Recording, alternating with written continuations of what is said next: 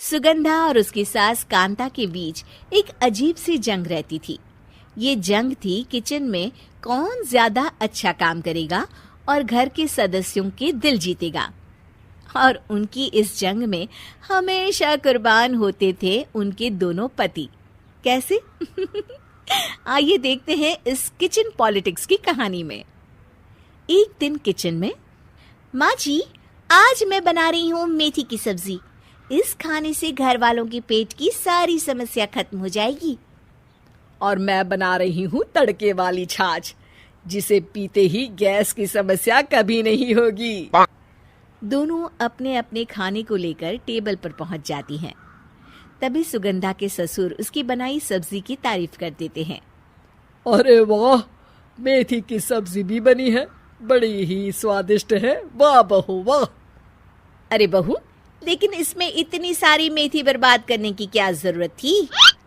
देखिए माँ जी, ये तो वो मेथी है जो आप रात में भिगोकर सुबह उसका पानी पीती हैं, और जो मेथी फेंक देती हैं उसी से मैंने ये सब्जी बनाई है। अरे वाह बहू, तुमने तो बड़ा ही समझदारी का काम किया। बस अब क्या था, कांता जी का तो मानो ये सुनकर खून ही सूख गया। वो फैसला कर लेती है कि किसी भी तरह वो अपने खाने की तारीफ लेकर ही रहेगी और सुगंधा को किचन में उसकी कमियां गिनाएगी।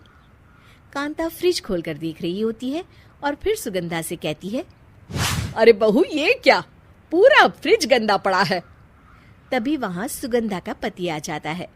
वो सुगंधा को डांट कर कहता है, सुगंधा, तुम्हें कितनी बार कह रखा है कि वायरस फैल रहा है, साफ सफाई का पूरा ख्याल रखना है, लेकिन तुम किचन में इतनी गंदगी रखोगी तो कैसे चलेगा।